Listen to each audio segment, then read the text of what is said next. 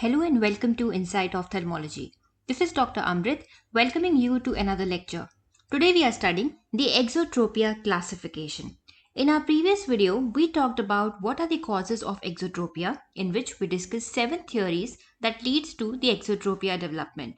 In this video on classification, we shall be studying first about certain important terminologies. Then we shall be understanding certain important concepts. These will be regarding the convergence, what is vergence after effect or tonic fusional convergence, and ultimately understanding these concepts will help us to understand what exactly is the Burian's classification and the Kushner's classification. So now let's get started. Now basically the classification of exotropia are usually we have two classifications. We have the Burian's, or you can call it as the Burian's classification, and then we have the Kushner's classification. First, let us try to understand some important terminologies. So here we know that we have something known as primary exotropia, then we have something known as secondary exotropia, consecutive exotropia, and residual exotropia. So let us first understand what is meant by primary exotropia. The primary exotropia or primary exodeviation, it basically refers to an outward deviation of the eyes, which is known as exotropia, and this usually occurs without any underlying secondary or adaptive cause. So this means that the exodeviation is the main or the initial problem in the alignment of the eye, and the exotropia over here is not a result of any other ocular or systemic condition like injury or anything like that. Okay, so here the exotropia is the primary problem or the initial problem in the alignment of the eye. Right, now this primary exotropia can be of two types. It can be intermittent or it can be constant. Now, intermittent exotropia means that the exodeviation is not manifest all the times. Okay, so it is present for some period of time and then it's not present. And mostly it is seen in children, and typically it is present whenever the child faces fatigue or during the periods of inattention. Right? Constant exodeviation means that the deviation is present at all the times. All right. The next terminology is that of the secondary exodeviation. Now, secondary exodeviation is again an outward deviation of the eye, but over here it occurs as a result of an underlying condition that disrupts the normal binocular single vision. Okay, so this exodeviation develops because of a primarily sensory or a structural issue in the eye rather than just being the primary alignment disorder itself. Okay, so it could be anything. It could be because the child has poor vision or there is some sensory loss in one eye. Now this could be because of various pathologies. The child might have amblyopia, or there might be a cataract in the patient, or there might be a retinal disease or an optic nerve damage. So anything that is damaging the sensory pathway of the eye, right? So it can ultimately lead to deviation of the eye and leads to development of the secondary exotropia. Okay, now it could also be sometimes a mechanical cause like post trauma or other post any eye surgery, which can lead to development of exotropia, and such exodeviations are known as secondary exodeviations. Right, now if you want to really know how these lead to exodeviation, I would suggest that you visit our first video on the 7 theories of exodeviation causation. All right.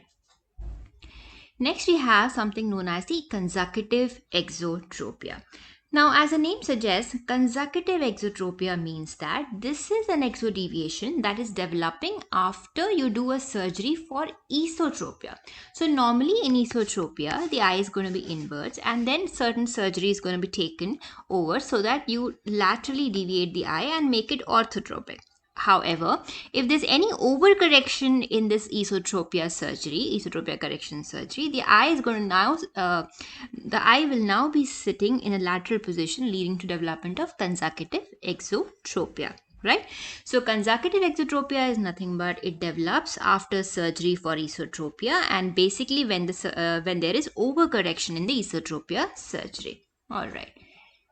Next, we have the residual exotropia. So what is residual exotropia? Something similar. So over here, you have undercorrection post-surgery. So when you are treating an exodeviation, suppose the patient has about 40 prism diopters of exodeviation, okay, or exotropia, and now you want to correct this patient. So ideally the patient should be corrected for 40, but sometimes there might be undercorrections. Say the patient is only corrected by 30 prism diopters, so the patient still has 10 prism diopter of exotropia. Now this remaining exotropia is known as the residual exotropia. Okay, so I hope you understood all these important terminology. Now in our previous video I have explained to you in detail regarding what exactly is exophoria, what is intermittent exotropia, and what is constant exotropia, and how they progress from one stage to another, right? So this is the video in which it is clearly explained. All right, the link to this video is going to be provided in the description box. Now let us understand some important concepts in order to understand the classification of exotropia. So first of all, we must understand regarding the convergence. It's very, very important. Okay, so what are the various types of convergences which are present in the eye? So we have tonic convergence, we have accommodative convergence, fusional convergence, and then we have something known as the proximal convergence. So let us try to understand all of these one by one. The first one is the tonic convergence. So what exactly is tonic convergence? Tonic convergence basically is the baseline convergence that is actually going to maintain the eye in the straight ahead position. Now over here the eyes do not need any specific visual stimulus, okay? It's just present at rest. Now it is going to counteract the natural tendency of the eyes to drift outwards. Now if you would remember, in a previous video I told you what exactly is the position of rest for our eyeballs, right? It's slightly in a divergence position. So tonic convergence basically counteracts that position of rest and maintains the eyeballs in a parallel state or in an orthophoric state, right? So that is known as tonic convergence, and for tonic convergence to act we don't need any stimulus, it is just present all the time. Then we have something known as the accommodative convergence. Now this type of convergence is basically linked to the process of accommodation, and over here it is going to kick in whenever the eyes are going to focus on a near object and the ciliary muscles are going to contract and change the shape of the lens for a clear vision, right? So accommodative convergence basically kicks in whenever you accommodate to look at a near object, because whenever there's accommodation there's going to be convergence, and there's also going to be meiosis, right? Constriction of the pupil. So along with accommodation you will have this accommodative convergence. And over here I would just like to mention that there is one thing, ratio that you can measure to calculate the accommodative convergence, and that is called as AC by A ratio. And this was also explained in the previous video. We'll be talking about that again in this video as well. All right. The next one is the fusional convergence. So as the name suggests, the fusional convergence is basically something that is going to actually help to maintain the binocular single vision, right? So fusional convergence basically corrects any misalignment, even a minor misalignment of the visual axis. So fusional convergence occurs to maintain the binocular single vision whenever an object is moving closer or when there's a slight misalignment between the eyes, right? So it compensates for any misalignment of the visual axis to fuse the two slightly different images into a single image, and this is something that the brain is doing. Okay, so whenever you are looking from, say you are looking at 10 centimeters and suddenly you look at 11 centimeters or 12 centimeters, there's going to be a slight misalignment, and the brain is going to take care of that misalignment and is going to correct those axes so that fusion can take place in the brain. So this can happen through motor fusion or sensory fusion. All those terms I've explained in my previous videos on orthoptics. Alright, so that is referred to as the fusional convergence, which makes sure that fusion occurs at every point and there is binocular single vision. All right. The fourth one is the proximal convergence. Now, proximal convergence is the convergence which kicks in or is triggered just by the awareness of an object being near. So, what I mean to say is, if something is present close to you, you are aware that there is something close to you and you're supposed to look at it, and therefore the eyes are going to begin to converge as a reflex when the object comes within that close range. Okay, so just an awareness of an object being near is going to trigger a convergence, and this convergence is known as the proximal convergence. Okay, so over here you should know fusional convergence basically helps in alignment, and proximal convergence gives clarity to the object. Accommodative convergence also imparts the clarity to the object, and tonic convergence is something which basically helps in alignment of the axis again. Okay, so that was regarding the convergences. Now, the question is, why do we really need to know about these convergences? It's very important because in exodeviation, what are we dealing with? We are dealing with the outward deviation of the eye, right? Now, if these convergences kick in, like in some patients, there might be excess convergence at near. These might be anything. This might be an excess tonic convergence. This might be an excess accommodative convergence. This might be an excess fusional convergence or proximal convergence. We don't know. Okay, so there might be some component of convergence that might be excessive, and these convergences, we know that they basically are working at a near distance. So what happens is that this excess convergence is going to basically counteract the divergence at near, and these patients are going to have less exodeviation at near compared to the exodeviation at a far distance. So what I mean to say is that if there's a patient of exodeviation or exotropia, and the patient is looking, say, at far distance, that is 6 meters, the patient will have more divergence compared to the divergence that the patient is going to have at a near distance, say, of about 33 centimeters. So, for example, this patient might have 60 prism diopter exotropia at far, and at near, because the convergence is taking care of it, the exodeviation might just be, say, 20 prism diopters, right? So here the convergence are masking the true near deviation. The true near deviation here might be, say, about 40, 50, or who knows, even 60 prism diopters. But the patient is exhibiting just 20 prism diopters because he has these really robust convergence mechanism. All right, a very, very important point that you must remember. Okay, so here I would like to introduce you to another concept, and that is the vergence after effect or vergence after adaptation. Now, at this point, I would like you to have some break, maybe eat something, maybe, revise whatever we have learned by now, okay, so that you can understand this clearly. Okay, so vergence after effect. What exactly is meant by vergence after effect? Now, vergence after effect or adaptation basically occurs gradually over time to help maintain the eye's alignment, especially after a prolonged convergence effect, right? So, it's a phenomenon, for example, let me try to explain it to you in simple language. So, it's a phenomenon where your eyes get used to looking at something up close for a while. For example, you're looking at an object placed at 33 centimeters and you're converging, right? So the eyes will get used to looking at that object for a while. Now, even when you stop looking at that object, your eyes might feel like they are still in that position for a bit of time, making it harder to quickly focus on something else far away, right? So this residual convergence effect that persists after a prolonged use of fusional convergence, this is known as a vergence after effect. Okay, and some of the scientists like Kushner's, they called it even as a tonic fusional convergence or slow to dissipate convergences, because this convergence dissipates really slowly, okay, after a prolonged use of fusional convergence. Okay, so this is known as vergence after effect or adaptation. Now the question is, why is it important? It is important because it's also a type of convergence mechanism, and this is again going to mask your true exodeviation at near, and especially in people after prolonged extended near works. right? So this is known as vergence after effect, and specifically we are talking about this in exotropia because patients with intermittent exotropia, they really have these high vergence after effect or high residual fusional convergence. This is something that we need to really take care of, right?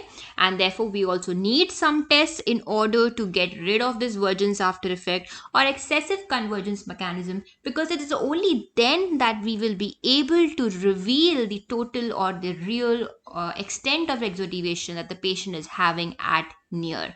And how do we do that? We do that by using a mono-occlusion test of Scobee and Burians. Okay, so we'll talk about this test in a while.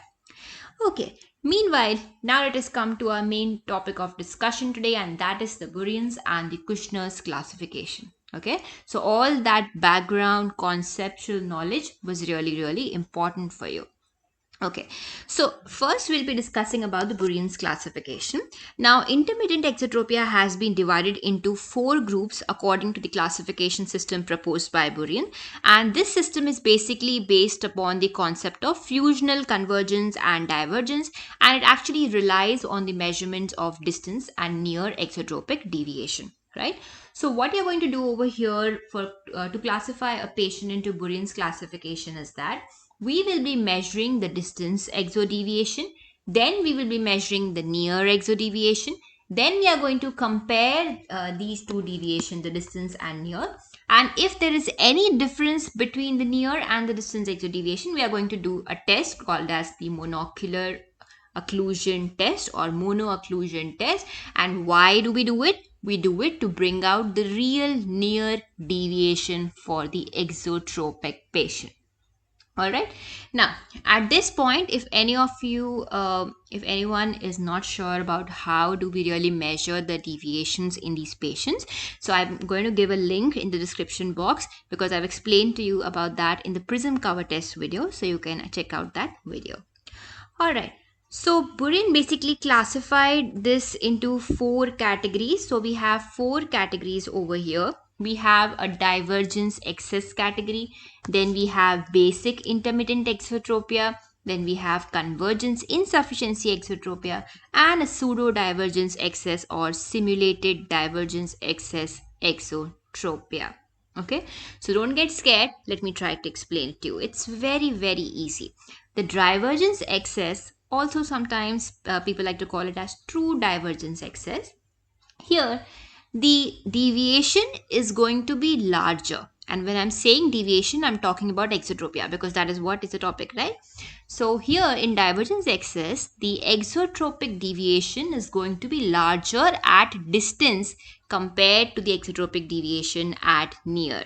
Okay, so patients over here will typically maintain a good control at near, obviously because they don't have that much squint at a near deviation, but their deviation is going to increase when they are viewing an object at a distance, okay, say about 6 meters, right? So divergence excess means that they are going to have larger deviation at a distance compared to the deviation at near.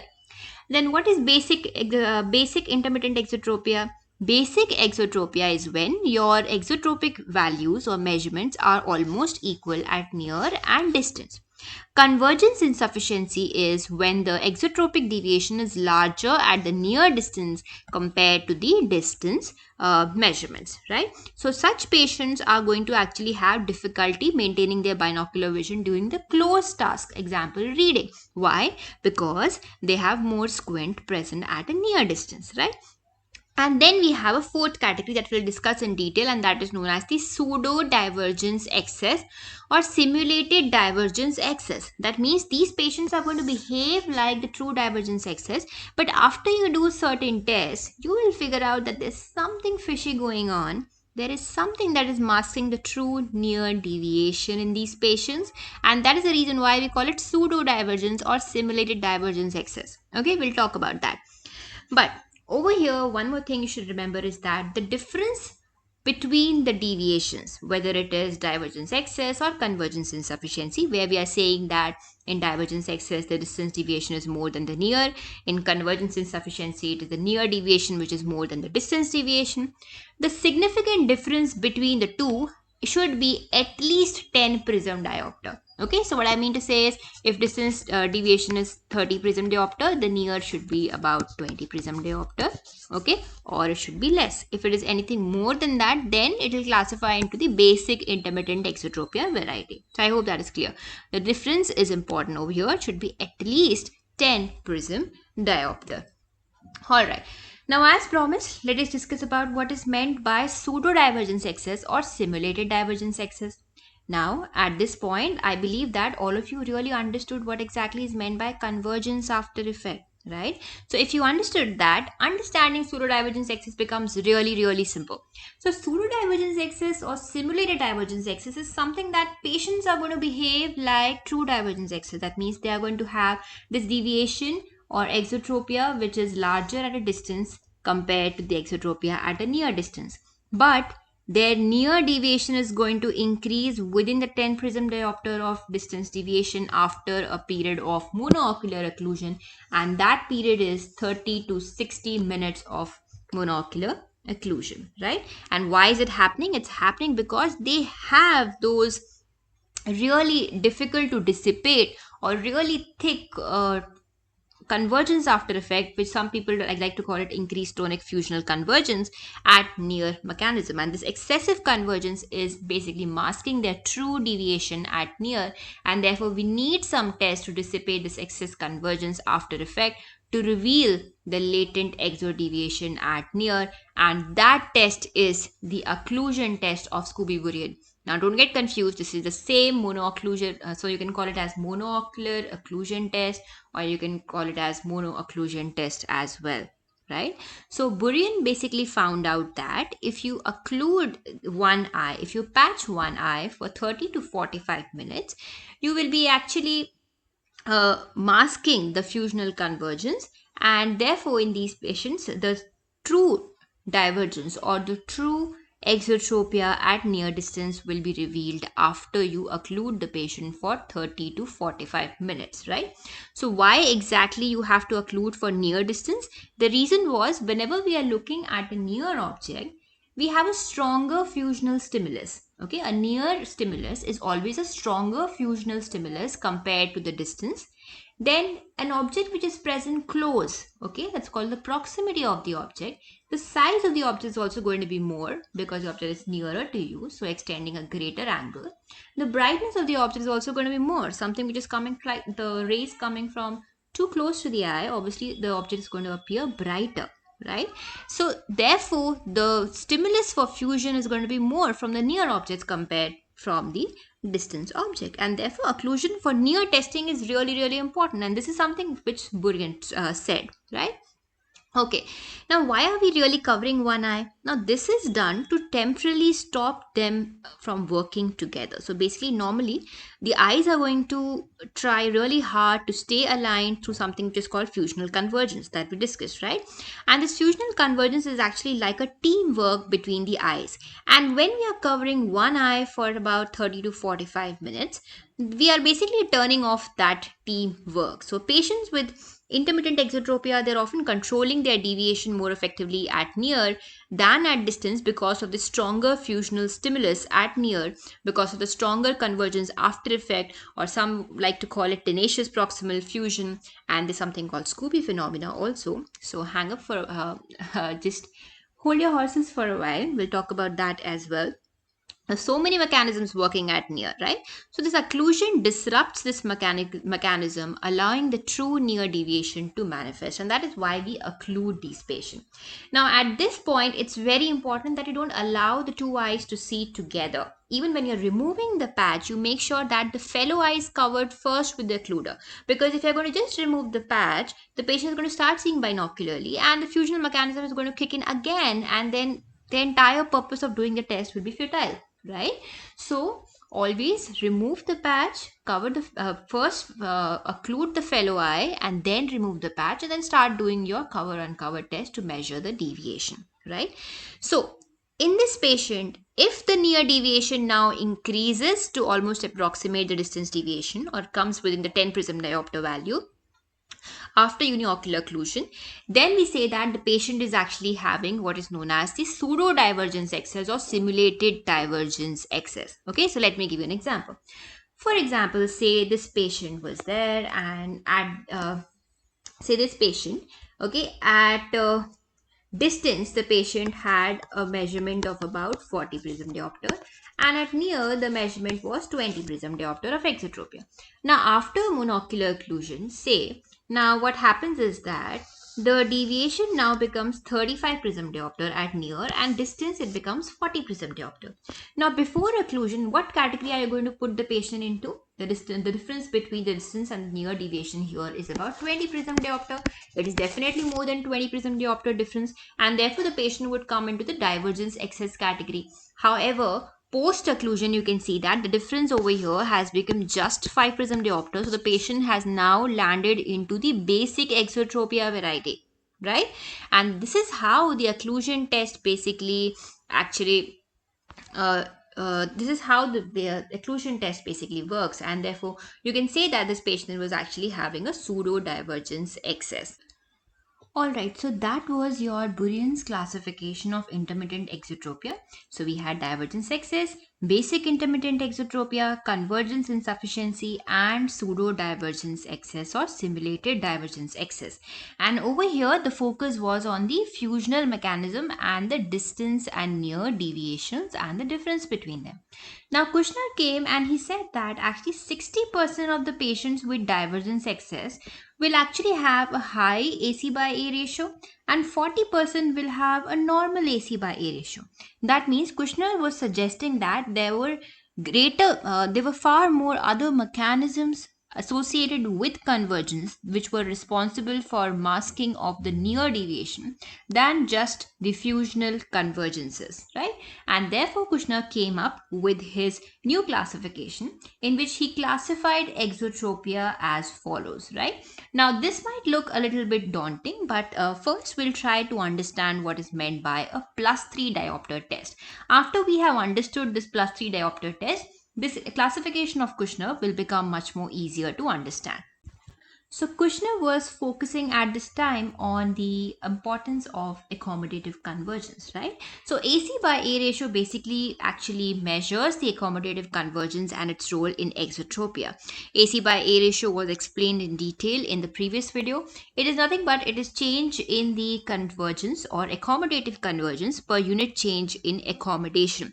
And here the lens that we are using for measurement of near AC by A is +3 diopter lens. Okay, so remember that plus lens is basically relaxed accommodation and minus lens is basically stimulate accommodation. So if you want to carry out AC by ratio, normally the lens which is recommended is about -2 diopters. Okay, so AC by ratio basically is measured using the lens gradient method, and the formula is near deviation change with the lens in place, and here the lens will be +3 diopter minus the near deviation without the lens, and then you divide it with the power of the lens, which will be +3, and that will give you the AC by A ratio according to the lens gradient method. And the sign convention that you follow is for esophoria it is plus, for exophoria it is minus. What I mean to say is if you get 20 prism diopters of exotropia, it has to be written as -20 prism diopter exotropia, and then you carry out the algebraic calculations. All right. So here the lens that we use is the +3 diopter spherical lens. The +3 diopter is basically used to relax accommodation, and if you relax or suspend the accommodation, the effect of accommodative convergence will also be removed at near, and this will reveal how much exactly the eyes are relying on the accommodative convergence to control the exotropia at near. Now the question is, how do you really interpret this test? So you carry out this +3 diopter test, and then if the patient has a low AC by A ratio, it means that the near deviation will increase only slightly when measured with +3 diopter lenses, and this means that the accommodative convergence is not really playing a significant role in this patient in maintaining the alignment at the near fixation. Okay, now on the contrary, if the calculation that you get is really of high AC by A ratio, it means that the patient is majorly relying on his accommodative convergence to control the near deviation. And it means that the near exotropia, after you put that 3 diopter lens to relax the accommodation, the convergence is going to come down, and therefore the near deviation will increase substantially when you carry out this plus 3 diopter lens test. Okay, it means that the patient is relying heavily on accommodative convergence to control the near deviation. Okay, so that was regarding the AC by A ratio.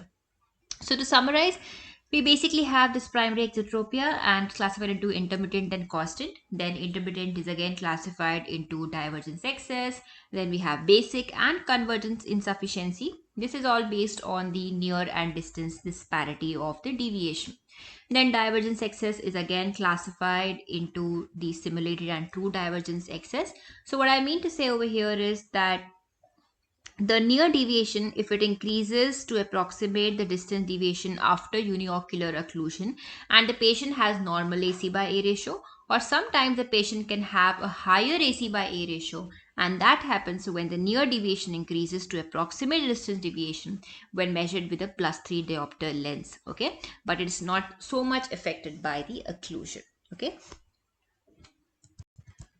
So at this point, it should be very clear what exactly is true intermittent distance exotropia. True intermittent distance exotropia means that the exotropia is more at distance compared to the exotropia at near, and here there is no significant increase in the near deviation after uniocular occlusion or even after a plus 3 diopter lens used to relax accommodation. What does it mean? It means that the patient doesn't have those excess convergence mechanism masking the near deviation, and whatever deviation you are measuring is a true near deviation, right? So that is known as the true divergence excess exotropia. Next. Okay, so basically in intermittent exotropia, you go ahead and do a 1 hour of monocular occlusion. If there is a change in the angle, that means if the near angle changes to approximate the distance angle, or it reaches within the 10 diopters of the distance angle, it means that the patient had an excessive fusional convergence, or you can or you can call it tonic fusional convergence, or there might be vergence after effect that is taking place over there, and therefore here this is called pseudo-divergence excess. And usually this patient, if you carry out AC by ratio and the AC by ratio is normal, it means that only the fusional convergence is basically the convergence mechanism which is masking the near deviation. So this is called pseudo-divergence excess with normal AC by A ratio. However, sometimes after monocular occlusion also there will be no change in the angle in those patients if you carry out a plus 3 diopter lens. Okay, what will happen to the near angle? Near angle might show no change, or it might again change to approximate the distance angle or reach within the 10 prism diopter of the distance angle. In that case, it is called pseudo-divergence excess with high AC by A ratio. Or when there is no change in angle, then you can call it a true divergence excess when there is no accommodative convergence excess or there is no excess fusional convergence as well. So often when we read our textbooks for exotropia, we come across so many of these terms which are really confusing, right? So let us just try to summarize them. So the term tonic fusional convergence was given by Burian, and it basically means that there is a it basically applies to the resting alignment of the eyes without any visual target. Then tenacious proximal fusion was given by Kushner, and it is basically referring to the persistent fusion effect at near that doesn't let go so easily, and that is the reason why tenacious proximal fusion was also referred to as the slow to dissipate vergence mechanism, right? And on the similar lines, we have something called convergence after effect, which basically applies to the same thing. It's like holding on to a close alignment even after shifting from near to a far target. This was given by Scobee and Burian. Then later, Kushner gave another term, and that is called as the Scobee phenomena. Okay, I'm so sorry for the spelling. It's Scobee. Okay, so what exactly is meant by the Scobee phenomena? Scobee phenomena, according to Kushner, is nothing but later on in his papers in 2015, Kushner said that it's not really the tenacious proximal fusion which is responsible for the change in the near angle after monocular occlusion. And he said that there's something else that is working over there. So let me not just call it tenacious proximal fusion. Rather, I would call it as a Scobee phenomena. Okay, and he said that it is basically because of the difference in the retinal disparity when we look at a near object or when we look at a far object. So, what exactly happens over here is that when we're looking at a far object, usually the rays are going to fall on the temporal retina. So, if this is the fovea, these are the nasal retina and these are the temporal retina. The rays are falling on the temporal retina when we are looking at far, and this is going to lead to a crossed localization. Okay, a crossed localization. What exactly is cross localization? Cross localization means that if the object is falling on the temporal retina, the image is going to fall on the other side over here on the nasal aspect of the visual field. Similarly, the image for this eye is going to fall on the other side. This is like crossed. It is going to lead to a cross localization when we are looking at a far object. And what and what squint is a cross squint? It is the exotropia, which is a cross squint, and therefore when we are looking at a distance, it is causing a cross localization, and therefore it leads to exaggeration of a cross squint, that is exotropia. However, when we look at a near object, say somewhere here, the rays are going to fall on the nasal retina and the image is going to be formed on the temporal side of the two eyes, right? And this is what is known as uncrossed localization, and therefore this is going to cause uncrossed diplopia or uncrossed squint. And which one is the uncrossed squint? It is esotropia. Okay, I know it's very confusing, but just hang on for a while. So what Scobee is told was that because there is uncrossed localization similar to uncrossed diplopia or esotropia, so therefore these patients are going to have less exotropia at near compared to distance, and this is called as the binasal retinal uncrossed disparity. And it is this preponderance of this binasal retinal uncrossed disparity that leads to masking of the near exotropia. I know, another mechanism for masking of the near deviation in intermittent exotropia. Okay, as if we didn't have too many to understand. So that is known as the Scobee's phenomena. Alright, so that brings us to the Kushner's classification. So what exactly are you going to do for Kushner's classification? Again, we will measure the distance measurement. We will carry out the near measurement, and then we will see if there's any disparity between the distance and the near measurement. If there is a disparity, AC by A ratio will be obtained, and this will be obtained using the lens gradient method. And using the lens gradient method, you are going to basically be understanding regarding the accommodative convergence. Apart from that, in patients who really are going to get this near deviation greater than the far deviation, and if their AC by A ratio is normal, in those patients you are going to carry out something known as the convergence fusional amplitude. Okay, so remember this. We will actually have a look at it at the end of the video. So this is the Kushner's classification. It divides the exotropia into about 7 categories. The first category is the basic exotropia, very similar to the basic category of the Burian. Here, the deviation at far and deviation at near are almost equal, and the percentage of exotropes in this category are 37. Then there is a category of tenacious proximal fusion. Tenacious proximal fusion, very similar to convergence after effect, and therefore the test which is going to detect the tenacious proximal fusion is the 60 minutes of monocular-occlusion. And according to Kushner, the category over here are those exotropes where the distance measurement will initially exceed the near measurement, but after you do a monocular-occlusion, the near measurement is going to increase. So this is the category of tenacious proximal fusion, and the percentage of exotropes falling over here is 40%. Then we have those where you want to check the accommodative convergence playing any role or not. So you do a +3 diopter test, or you measure AC by ratio using the lens gradient method.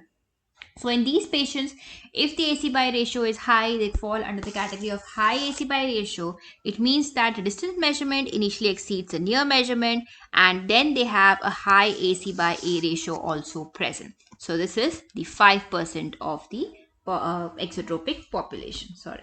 Then we have proximal convergence. So these are the patients where the distance measurement will exceed the near measurement even after 60 minutes of occlusion, and the AC by ratio is also normal. So it means that here neither the fusional mechanism, that is neither the tenacious proximal fusion nor the accommodative convergence, is playing any role. That means there's something else which is masking the near deviation, and that is the proximal convergence. Now this falls to 4% of the category.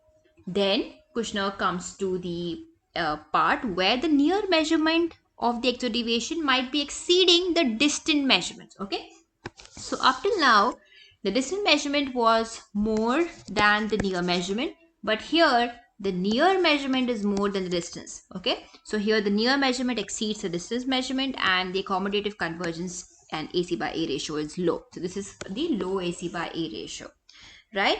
And then we have those where there is a actually fusional problem. There's a fusional convergence insufficiency. Here again the near measurement is exceeding the distance measurement, that is near exotropia is more. And why is that near exotropia more? It is more because the patient have poor fusional convergence amplitudes, okay, less than, and this is the less than 1% of the exotropic population. Then we have pseudo convergence insufficiency. Here the near measurement exceeds the distance measurement, but the distance measurement is again going to increase after 60 minutes of monocular-occlusion, something very similar to a pseudo-divergence excess. Again, it forms less than 1%. Okay, so now let us try to understand how do you really measure this, that is the fusional convergence amplitude. So fusional convergence amplitude is basically measured using the base out prism. So the base out prisms are actually going to be placed, you can actually use this prism bar, and these are going to be placed in front of the patient eye, and they will force the eye to turn inwards to maintain fusion. And by keeping on adding the prism power, you can actually measure the patient's ability to sustain convergence. Don't worry, I'll explain it to you. So you can see over here, this is the eye, and we have introduced a base out prism. This is the base, this is the apex, and since the base is towards the outside, it is known as the base out prism.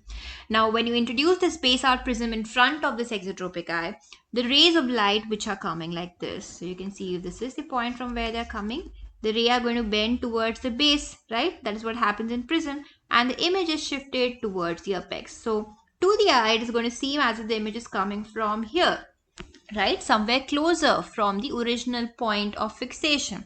And therefore, in order to make that point clearer, the patient has to converge now. So you are basically, by putting a base out prism, you are forcing the patient to converge, and by doing so you are actually testing how much the patient can converge and till what level the patient can actually keep on focusing on that target and can actually clear out that target, right? So that is known as the measuring of the fusional convergence amplitude.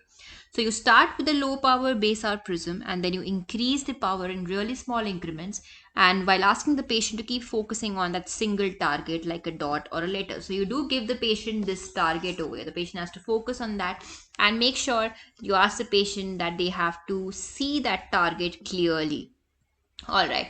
So then there will be a break and recovery points. The point at which the patient is going to first report seeing double vision, that is called the break point, right? So you keep on increasing your prism powers, and at one point the patient would not be able to fuse it or see it clearly, and there will be a diplopia, and that is called the break point. Now after that, what you do is you start decreasing the power now until again the patient can see a single vision, and that is called the recovery point. Now, what are the normal values? These are important. For distance, the normal fusional convergence is about 15 to 20 prism diopters for break and 10 to 15 prism diopters for recovery. And for near, it is 30 prism diopters for break and recovery for 10 to 25 prism diopters. So if your patient basically has near deviation greater than the far deviation, and the AC by A ratio is also normal, and there is no pseudo convergence insufficiency as well. So in those patients you can actually measure the fusional amplitudes, and if the amplitudes falls below this, you know that it is the fusional amplitude which is responsible for the excess deviation at far and lesser deviation at near. So that's all for the Burian's classification and the Kushner classification. I hope you understood it really well, and I hope it becomes easier now for you to go through your squint textbooks. And if this video was of any help to you, don't forget to like the video and also share it with your friends. It really helps us with the algorithm. These videos really take a lot of effort to come to you, and if the number of views are not sufficient, they get lost in the huge pile of videos that we have on YouTube. So make sure you share, like, and also subscribe so that these videos can stand out and reach all those who really need them. That's all for today. Thank you and have a nice day.